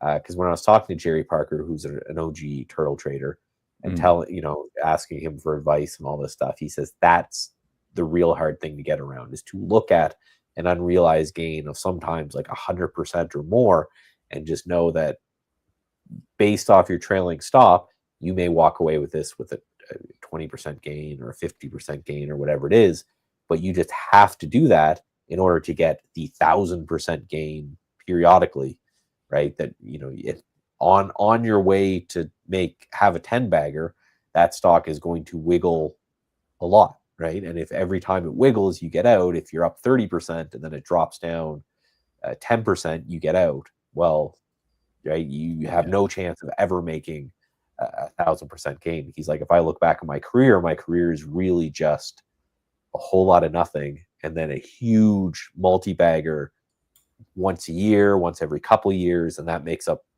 pretty much my entire return if you go back through the system. So that's why I think trend following works, because I just think it's so damn hard to do anything else, because it just becomes like, what a beast to yeah, just, no right, doubt. I mean, how do you stare bet at. against what a chart is? What literally it's betting against the trend. Like that's insane. So don't do Yeah. that. It's easy. Yeah, he is a Watching. very, if you want to check him out, guys, again, Jerry Parker, you'll see him pop up from here to there. He's one of the old school turtle traders, still does the same exact thing, just on a slightly different time frame, and Nice. he has been killing it for years. He's an older guy. He's been doing it since the 60s or the 70s, I think. And yeah, he does just pure trend following across as many instruments as he possibly can. So, right, forex, stocks, everything. And if you look at his equity return, because he runs a fund, so it's not like you can hide any of it. It's a lot of nothing, nothing, nothing, and then boom. So he might have 2, 3, even years of flat to underperformance of the market, and then every now and then he has like a 50 or 100% year, and it's Wow. because he's got a handful of stocks or a handful of just instruments in general that have really gone, and right, that's all he needs. That's the Yeah. ticket, right? Comes with the territory of his trading style. And it's just important to know that about yourself. It's like, can you be that 30% average trader with Yeah. big gains, or do you know you're a scalper at heart? That's okay too. But just figure out who you are and what works for your personality type, I'd say, and then figure out how to do that Oh, well. cool, Tech. We got to get you on the show at some point. I was trained by a turtle trader. Yeah, these guys are. It's legendary. Again, if you don't know, go read the books if you haven't. But the long story short is, there was a very legendary futures trader who kind of made a bet with his partner. One was saying that traders were born. The other was saying that traders could be trained. And Richard Dennis was the guy's name, and he kind of had the bet that traders could be trained. So he put an article out in the paper, and with that, he got people who were. He didn't want finance people. He wanted a bunch of unrelated. Just come in, and I don't care if you're a stay-at-home mom your whole life, or if you're a PhD or whatever. I'm going to come in, and you're going to sit down. You're going to do this system, and the system was very simple. By end period of high break, trail your stop this way. Just very, very basic kind of old school trend following system, and the way they made money was money management. So, you know, some sort of averaging on the way up, subtracting on the way down, that kind of thing. And the people, if you didn't, your whole judge of whether or not you were doing well wasn't whether or not you made money, it was whether you followed the system. And if you followed the system, then you stayed, and it was his money. He was giving you millions of dollars of his money in order to trade. And then eventually all these turtle traders just kind of went off and did their own thing. And the ones that changed the way they do things kind of dropped off the map. The ones who remained pure and maybe changed some of the risk management. Dude took a lot of risk. Like, you know, that's how he made so much money. An uncomfortable amount of risk for a lot of people. The guys who stuck with it ended up doing just fantastic. And, you know, started their own hedge funds and had their own trading careers. And yeah, it's one of those. There's not very many systems that worked in the 70s and still to some degree work today. And this is definitely one of them. Yeah, that's impressive. I'll have to learn more about the system. I've heard of it many times, but it always sounds slow. So that I want to go very fast. slow. Yeah, I want to go fast. Slow. So I'll check it out, but maybe not my speed. For me, it's all about stacking systems. So I have some, you know, monthly candle trend following systems, some weekly candle, like this poet trade, for example. This was a weekly candle system. That's why I bought on Friday, and I'm supposed to sell today, but I just haven't yet because the thing continues to grind higher.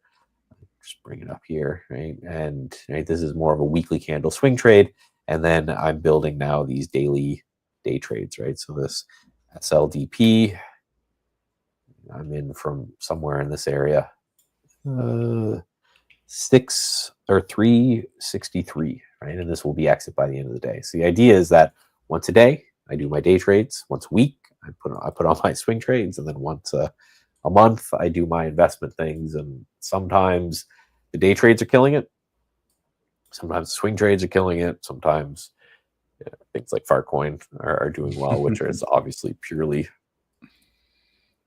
discretionary, but up 10% today.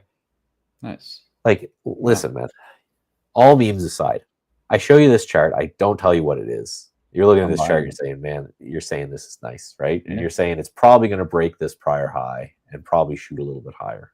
Right? Yep. And that's funny. If you do a fib extension, simple fib extension, the point, and then the point 1618. Yeah. Which is something that a lot of people do for an extension. It's like technically 432. So doesn't that just scream that this thing's going to 420? And that's so conservative. I mean, 1.6, give it the 2. Give it the full measured move. Why not? Oh, what's the 2? I haven't even looked at the 2. It's right up there. 5.5. Which sign me up. And there's a billion of these things outstanding. Something we should actually probably talk about at some point is the tokenomics. Yeah. Because the tokenomics of this is great, right? There's a billion of these things outstanding. There's not one wallet that owns a ton of them. There's no ability to mint more of them, which is funny because there's a billion outstanding, which means that whatever this number is, you just multiply it by a billion. That's the market cap. So the market cap is 1.5 billion, which is just hilarious. So, if, you know, these are real numbers, folks. I know this isn't like a little tiny. That's why I get worried about it. Just it's called bubble charts or something, I think is a great one to look at. And it actually will do a bubble based off wallets that hold, and it actually groups together known wallets that are owned by the same individual to try to keep, because that's where you get these tokens just getting rugged and going to zero, is you've got one guy who owns 70% of the supply and he's waiting for the first run up, and then he hits the sell button and it's all over. This is why I'm okay with this meme coin, but I don't really trade a lot of them, is because looking at this chart, if it was going to go to zero, it probably would have like right here. I mean, it was down like 90% or something at this point. Yeah. Right. So that's the beauty of the cup and handle setup, is that it kind of gives the chance for the thing to go to zero. And then when it doesn't, you just buy this breakout. So, you know, you're seeing these a lot with a lot of the big ones, which I just can't believe I'm going to dog with hat. Look at that. Right? Had its chance to go to zero, didn't, broke this cup and handle. What's Tim's? Tim's likes peanut. Tim loves peanut. Look at Yeah, that. A little it's weaker, right. but still right there. A little weaker, but a lot of these have the same. We can go right. I've got a whole crypto thing. A lot of these things kind of look the same, right? Yeah. Right. Dogs in a cat world. Again, just these hilarious, like Pepe, the big breakout. Yeah, a lot of these things kind of look the same. So, are these real? Yes. Yeah, And very real, what is the unfortunately. market cap of Pepe? Market cap is actually way bigger than people think. Market cap. So what did you do at work today? Oh, nothing, honey. We just talked about the Pepe, the economics, the tokenomics of Pepe coin, you know. All right, guess. Just guess. How much is this coin worth right now in total? Any number I pick wouldn't make sense. Just tell me. $9 billion is Yeah, what that this doesn't make token's worth. sense. Okay. And it's still down way from its high. So if it goes, right, what, it's got to double to get to its high. So now what you're talking is probably $20 billion at its high. Just nuts, right?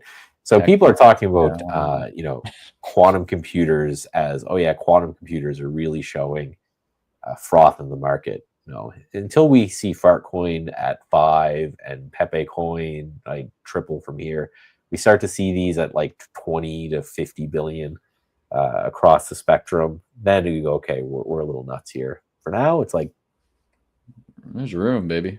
there's room, right? We were crazier, and this was just 2024. So yeah, I wouldn't be surprised to see a lot of these things work. But yeah, and the world is objectively crazier than 1 year ago. So why shouldn't the market be? Come on. Yeah, Pengu's the one that's been going insane. Oh wow, look at that. That's a chart.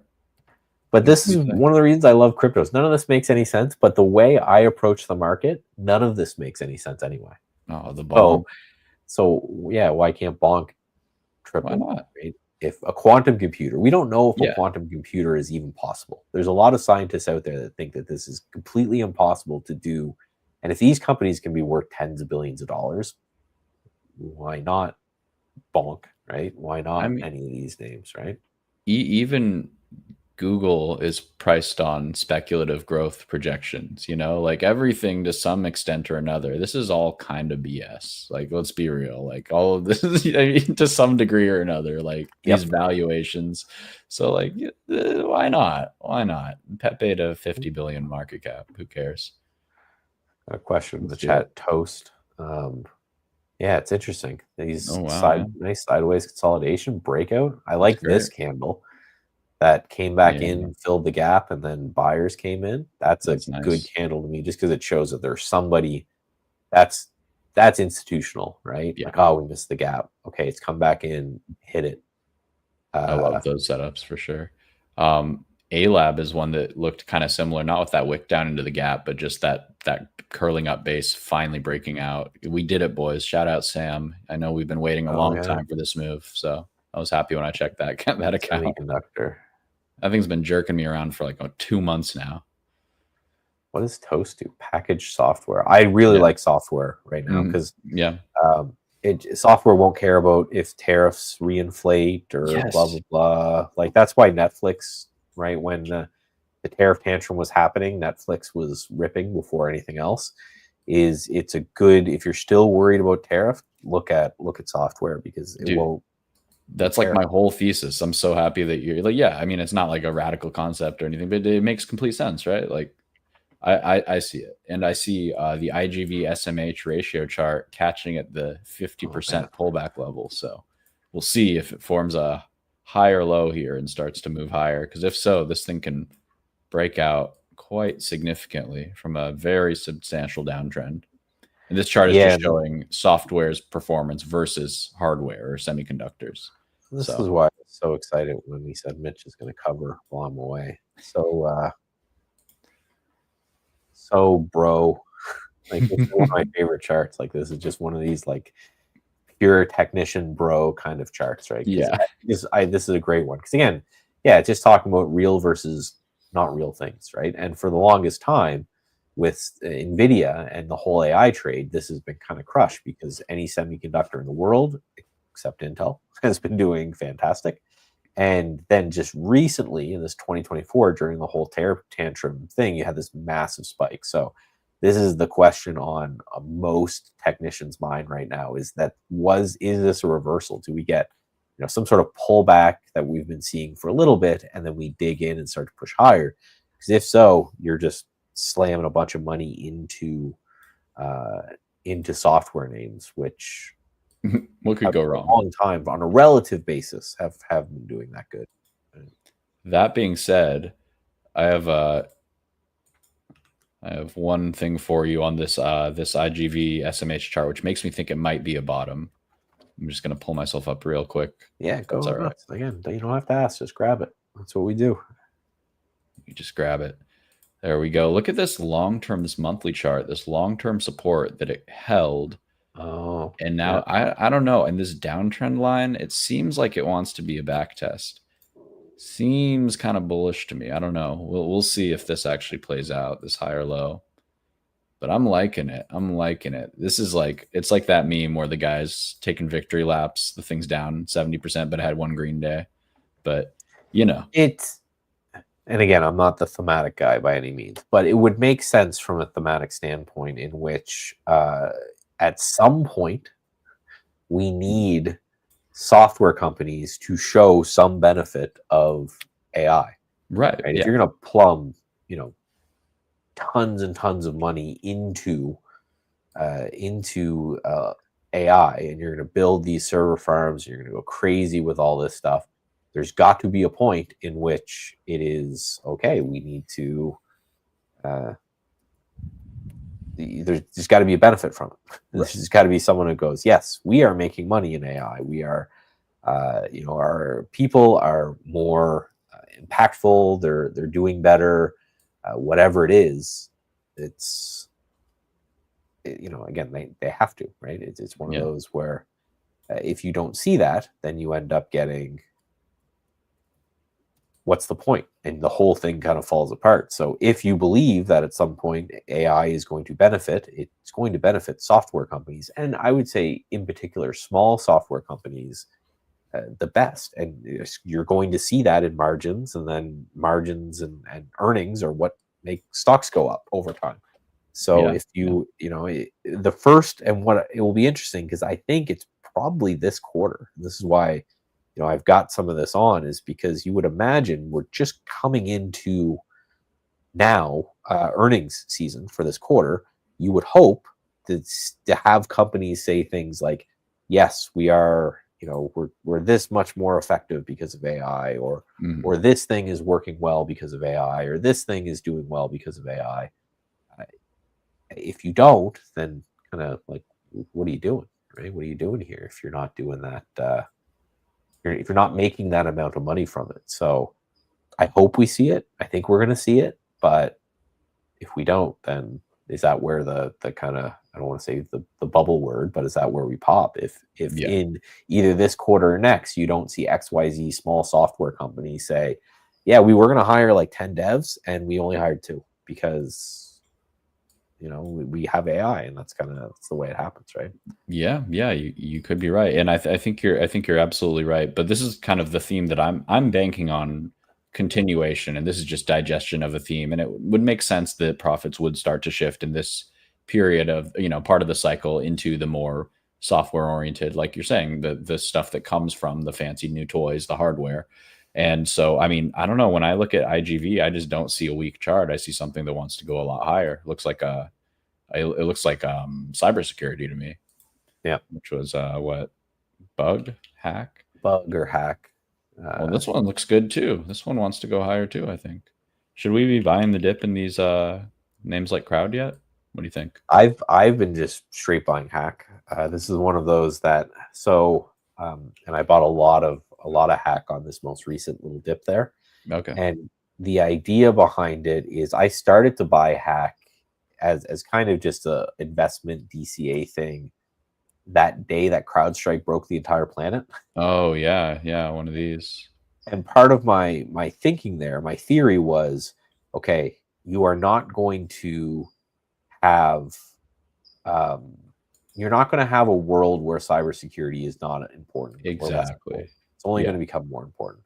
So when CrowdStrike broke the world, my theory was, okay, do we see people selling CrowdStrike and then maybe diversifying across, maybe the Right. world kind of wakes up and says, we can't, one company, it was like an upgrade or something, like some dude pushed an upgrade without getting tested. It was like a very simple thing that brought like the whole planet to its knees for a second. Right. And I'm Yeah. like, so maybe that money gets kind of spread about, and that's why I picked the ETF, right? It's just, Great thesis. Yeah. I mean, and it worked out amazingly. Absolutely. No, good stuff. yeah, I mean, yeah, that's I mean, the gist of my thesis is the same, like you get the dual exposure of high beta, momentum, tech, yeah. growth, speculative name, and the added kind of protection of if shit hits the fan, then these are the names that are gonna be needed most, long term. So there's no real bear case for them in my eyes. Well, It and not, again, I'm not the fundamental guy. But investment, right? I'll do a and my part of my theory is that you don't cut as a company cybersecurity spending when when market's slow or when economy's slow, right? If I'm a bank and we're not making enough money, my cybersecurity budget is like the last thing that I'm going to cut, right? I'm going to cut, staff or close down branches or do whatever, but we can't. If we get hacked, that's just the end of us as a company. We can't do that. So yeah, it's one of those where it's like, okay, you take your you pay that anyway. So eventually it's kind of like high growth insurance, I guess, in a way. You could call it that. No, absolutely. Yeah, it's high growth insurance, which is also high growth. So Yeah. what more can you ask for? It's why it's been such a great winner.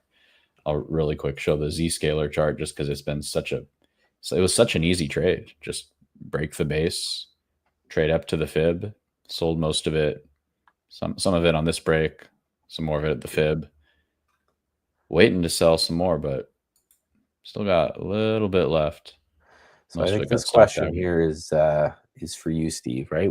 Because I don't trade options very much, but what's your typical option stop loss? Now, I'm going to assume for me, just to give again, it's not the options guy, is you don't set a stop loss for options. Liquidity is just not there. You pick a point on the chart in which if it hits, you sell your options and you stick with it. That's going to Yes. be my thinking anyway. I mean, Michael's hitting the nail on the head. The crux of it is options are, if you want to in the long term use options as an effective tool, your stop loss should be essentially zero. You can do a wide stop like 50%, but even then, like you said, the liquidity's not there. It's very easy to get rated on some craziness and not have your thesis play out. Usually you should be looking at options as a leverage bet, saying, hey, I want to throw $100, 150, 200, whatever, $1,000 at an idea that if it plays out will return at least 100%. You should be looking at options that you only think will get more than 100%, because otherwise it's under 1-to-1 risk reward, and it doesn't make sense mathematically. So that's how you'd look at it. If you're scalping options, which is probably what you're asking, no offense, just like when most people ask me this, it's like for options, and then it's not a percentage. It's based on, did a level get lost and is hope lost on this play? And you better believe on anything shorter than 30 days, I'm selling into every gamma thrust, into every big candle that changed the Greeks enough to make my options contract jump 20%, 30%. And then it'll probably settle and I'll get to buy back. But you've got to be swinging these things unless you're literally saying all or nothing, setting this price point, either it hits or it goes to zero. So I think it's really kind of picking your poison, but there are right ways to do both ways, I'd say. Well, and it's, using that style, I think again, couldn't agree more. And it's one of the reasons that I think options are great for potentially people who trade and like have jobs. If you are buying an option as if when you're wrong, it goes to zero, right? I'm buying, I'm going to risk $1,000 on this play because I think this is, that's my risk per trade or whatever. And if I'm wrong, the thing goes to zero. You have dramatically reduced the amount of touch that you have to do. You don't, right? It's either going to work for you, and hopefully you're setting alerts out on the stock, you're setting alerts out on the option itself, that will ping you and say, hey, it's time to sell this option because it's quintupled or whatever.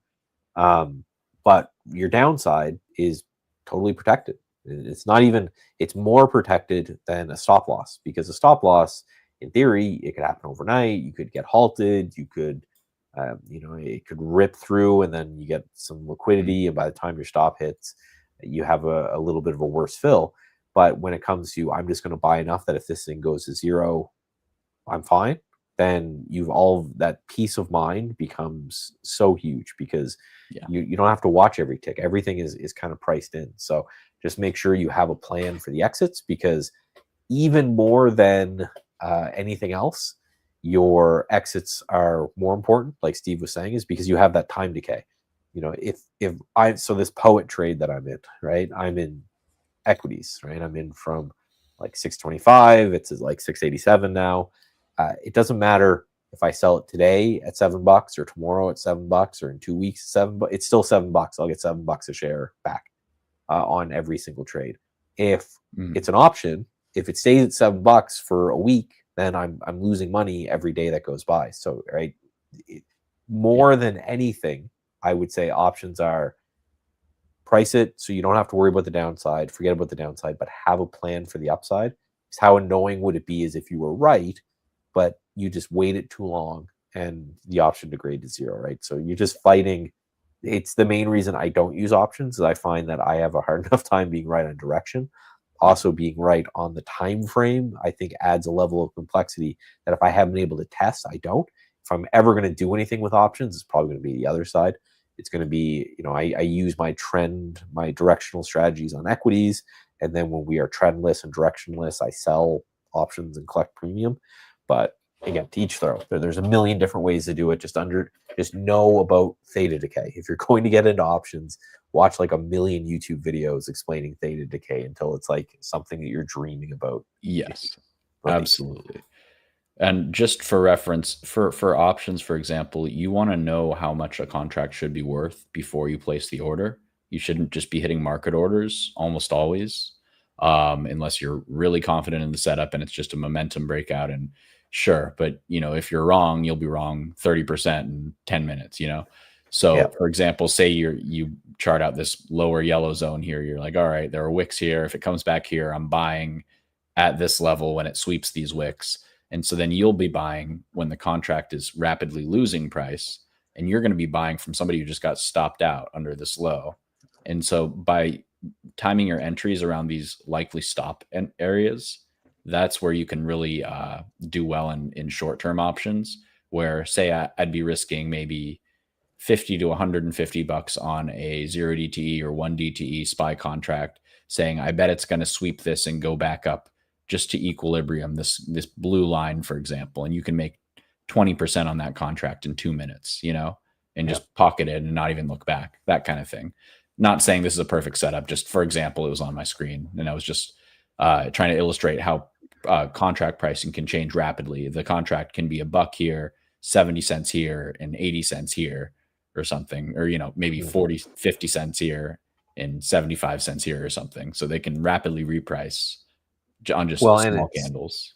Yeah, and it's leverage, right? So I use leverage all the time. My brokerage account, they charge me money. It's like 5% a year. If I was fully leveraged out across my portfolio, it would cost 5% a year.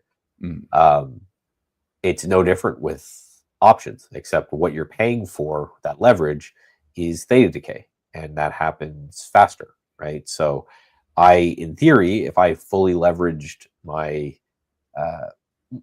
buying power at that, I think it's like 5% a year, just over time, and say the thing that I was buying didn't move, didn't go up or didn't go down, just stayed constant, I'm going to lose 5% a year until all my money's gone.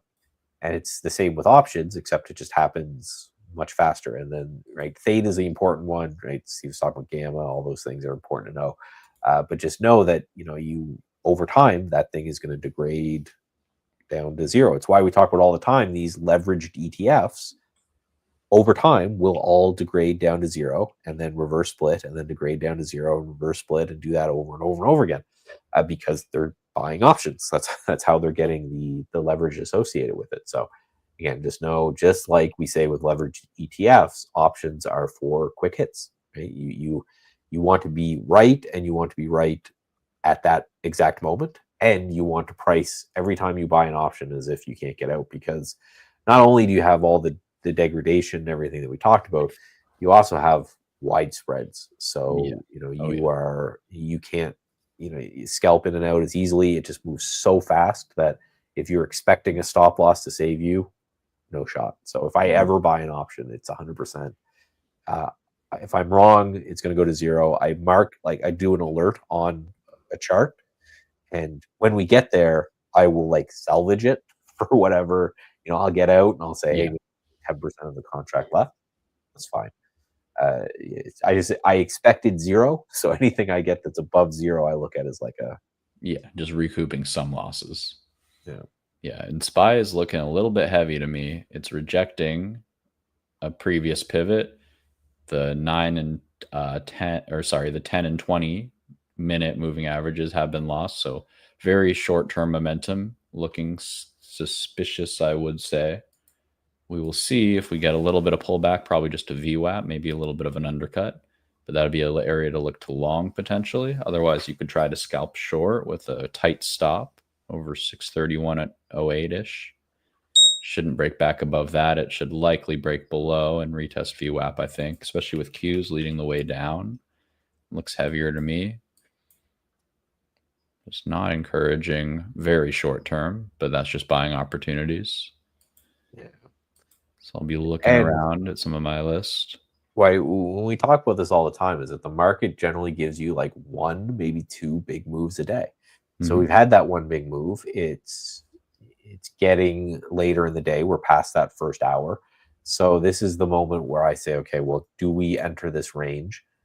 Then after lunch or any tweet that occurs, that's when we end up breaking out of that range, and we end up getting that move one way or another. So again, I'm very much focused on the stocks that didn't participate in the rally, things that are going to potentially sell off if the market does. XOP is an interesting chart, for example, and that's just oil and the products, right? The kind of the pipelines, things like that. Yeah, that was down all day.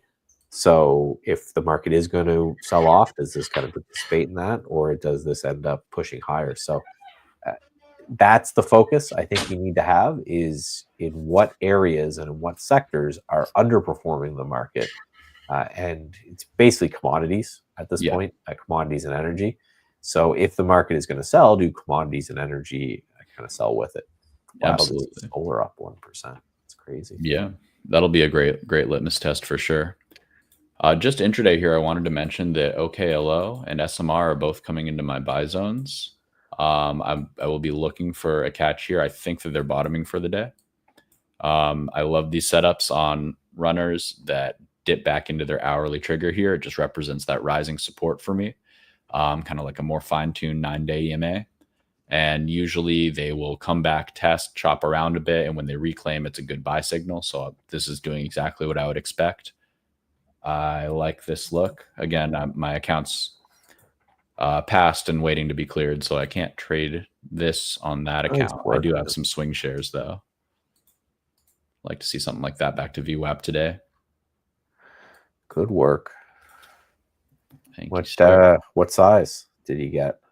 What's that? What size account were you after?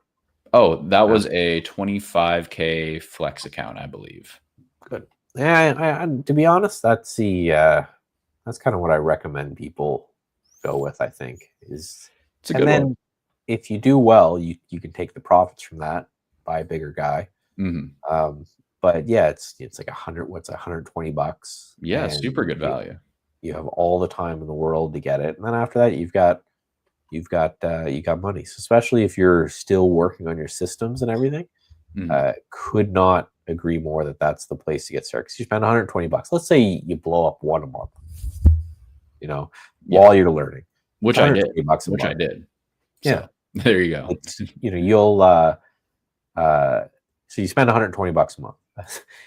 That's like 2 Starbucks visits with me and my family at this point. That's one Chipotle bowl. Yeah. Yeah, you'll end up over time learning and whatever, and then you have that, and then one payout will pay back an entire year of blowing up those accounts. And then if you're really itching for the big boy, the $200,000, something like that, that's fine. Kind of make a deal with yourself that the first you pay back all the money you put into the accounts to yourself, and that first amount of money that will pay off that account, you'll buy the big boy with, right? And Yeah. No, absolutely. I couldn't agree more. No. That's basically the plan here. But just working my way up on these guys, because this account was practicing basically on stocks that I've established should go higher, how to kind of catch that move and not get shaken out by the volatility up into that neckline, which is where I used to be buying breakouts and then get shaken out, stopped out like 5 to 8% down, and then they make the 40% move, right? So I've been using this trigger system, and basically on established breakouts, pushing away from like their daily trigger or their higher, essentially, call it the 20-day moving average. Every time it back tests this level, this higher level, I've just been buying it on a confirmation of buyers here. So ASTS was a perfect example. I didn't catch the full breakout, but I did get in under 50 because it got a nice bottoming structure against this trigger. And then when it would reclaim the shorter triggers and backtest those, I would be getting in on this. So I've just been doing this on names like this, OKLO, all of these names that are in uptrends, but still oscillating and giving really nice daily ranges. This one was another nice, gave 2 buy opportunities off here before pushing higher. So yeah, just really systematizing my trading like that's been working really well. So I'm trying to take a page out of your book and just keep doing the same thing if it's working, and hone that, figure out how to fine tune it. That's it. It is always easier to, especially, and we'll get you there, especially when a robot's entering all your trades. It is always easier to refine a setup than it is to create a new setup. So that's why I always say, right, you go until you are relatively certain that you have milked everything there is to have out of that setup. You just continue to push that setup. And then you start to kind of expand out. And only, in my opinion, once, I think traders who are discretionary, who enter the orders themselves, try too hard to trade too many different setups, because it's just too hard to keep, 5 different rule sets in your head. And when you're looking at a chart, you end up kind of confusing yourself, because if you're looking at a chart and you're trying to discern a pattern, and there's 5 patterns you look for, they're going to conflict sometimes. They're going to overwrite sometimes. It's going to be hard to say, yes, this is definitely this thing that I do. Once it is systematized and completely rules based, right? I buy with, you could hand, and by completely systematized, I mean you could give those rules to somebody else and they could trade them for you and do as well as you are. Then you get system 2, and then you get system 3, because you can really hammer those out. But I am this close. I figured out the last issue that I had, which was so I blew up, I think, 2 accounts while I was testing these things, and the what was happening with the second one was I still hadn't gotten it fixed where it would only trade once a day. So, sometimes I'd go and use the bathroom, I'd come back, and there was 10 signals in like one stock, and it just completely put the whole account into one name, and then pop that a couple times. But as soon as all that's worked out, then it's just, I run the system through it. I add more systems to it over and over and over again until everything is kind of squared away, and you get robots going, doing the work for you. And that's where I am in my crypto. Or in my crypto, and in swing trading. So I don't really do it. The alert comes through, I take the plate to trade, and away it goes. So I can have 10 different setups, because the computer just pops up and says, hey, buy this thing. Like that DC trade that I talked about. Just said, hey, buy DC here, put a stop loss there, sell it next Monday. Okay. Yeah, man, what a trade. This is that looks really high quality compared to a lot of these names. IDR, that's what I'm thinking of. This is one that I'm so mad. I got out of it for no reason, and it looks so good. So this one on a monthly, some of these miners have so much room to break out. It's crazy. Gold is still pretty cool. How do you feel Yeah. on gold here? Uh, Look at it, man. Monthly looks great still. the gold I think looks fantastic. I don't think there's any reason that it's great. Commodities do nothing and they do everything. Yeah, and I think absolutely. we are in this this everything phase where gold did nothing for like 10 years or 15 years, and now it's breaking out, and this is where I think a lot of people get really excited to short it. I even took a swing at it, I think, once a couple months ago, and regretted my decision pretty much instantly. I have no idea where it's going. My target was when we broke that long-term cup and handle. You can see the chart on that monthly chart. I was like 2,500. It was probably that was where I was looking. I said 3K, and I felt crazy saying it. Yeah, and it hit 2,500, blew through, hit 3K. We're above that now, so who knows? I wouldn't even consider shorting if you on a daily chart on GLD until it got under like 290. Which is huge from here. Not interested. Just insane. Yeah, this is my best trade of 2024 by far. Just what a clean long-term setup. Commodities are very interesting to me because they are, because of that nothing then everything kind of mentality, where because we live in a world where you can, like a commodity chart, you can put out a stop or a stop limit if you really want it, but that'd take buying powers. Put out an alert, get alerted anytime, any day on your phone, and then take a trade on your phone when you're out walking the dogs, whatever. I think it's a way more interesting asset class because it doesn't matter if it does nothing for 3 years. If you have a price level that you like the breakout of, just set the alert and move on with your life. And look at it like once a month. Whereas before, you got to imagine there was a dude, there wasn't alerts. Like 23 there was years a ago. dude. There was a guy, and his job was he watched copper, and copper did nothing for 5 years, and he had to come in every day and work and watch copper do absolutely nothing. And then the one time it goes, if he's sleeping, he's fired. So I see you got some lithium up here as well. I think that's the same kind of thing. It did nothing for years. Maybe it's to the point where it does everything. Maybe. I'm keeping a close eye on it. LAC looks good. ALB looks good. These long-term names. Clear this up. But you can just really, really simply do TA on these and just say, hey, where was the last base a billion years ago? And almost always, when you pull into the weekly, it'll align just about perfectly with where it starts to catch after these major moves up and then major distribution patterns, major stage 4 moves down. Now it's starting to rebase. So for long-term holds, I think these are both buys. You just buy them and don't look at them for 5 years, and they will be 30 to 50 to 100% higher. Well, that's a good point. Right? Tax saying with this remix, which is rare earth. Right? Imagine from 2021 down to 2025, this thing just bled. Looks like this is the first kind of really sizable breakout that you had here at 44. Yeah. Maybe now this is right. If you look at this weekly chart, maybe this is the first change in character. And when it comes to this breakout kind of trend following trading, you may have gotten sucked in once or twice before when it's made a really here, for example, that looked like it was a bit of a change in character. But these hits are really, really small. And when it happens, like copper. Yeah, that chart's still coiled. Right? Like, look at that. This is 2021 to 2020, that's 4 or 5 years of nothing. And let's say you got sucked in on this breakout and it failed and you got out pretty quickly. And then you got sucked in on this breakout and it failed, got quickly. If this breakout holds, you are making 10 times what you lost on those individual trades. It's just having the patience and the wherewithal to take a shot in copper, and get slapped. And then a year and a half later, take another shot and get slapped, and then 6 months to a year later, take another. This is again, it's the importance of, if you are a commodity trader, you got to go through them all. Like, you got to watch them all. You got to set your alerts. You got to. It's because when they move, they move for sure. But you'll kill yourself spending too much time looking at them.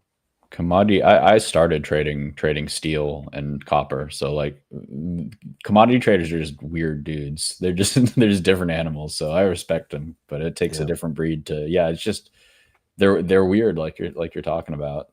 I wanted to mention Circle, which we mentioned at a buy if it could reclaim 228, I believe, is starting to break out, it looks like. So on the 1 minute chart, it's just sweeping high a day after back testing and holding over pre-market highs. That's over my hourly trigger. So all signals go for me.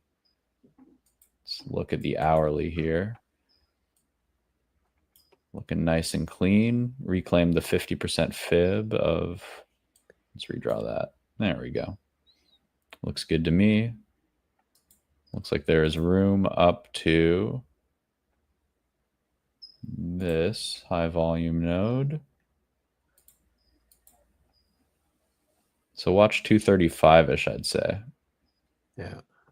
For intraday moves. If it can clear that, then it can get pretty explosive. I still like this chart. Well, it's a good one to keep an eye on, especially if crypto stays hot, which right now it looks like it is. But man, this was so much fun. Time flew right by. So Oh wow, already 8 or whatever 8. time Oh, it is. yeah. Normal people time. That time zone. But yeah, so I appreciate everyone for coming by. We were going to do the same thing tomorrow. We're going to pop in. It's going to be me and Steve again. We'll be hanging out here, which will be fantastic. And then I think Mitch comes back Wednesday, but if not, just more nerd stuff, which I'm excited for. Appreciate everyone for stopping by. And just see you guys tomorrow. Until then, we might be entering Chop Zone, so stay safe out there. Yeah. All right. Thanks, guys. Take care.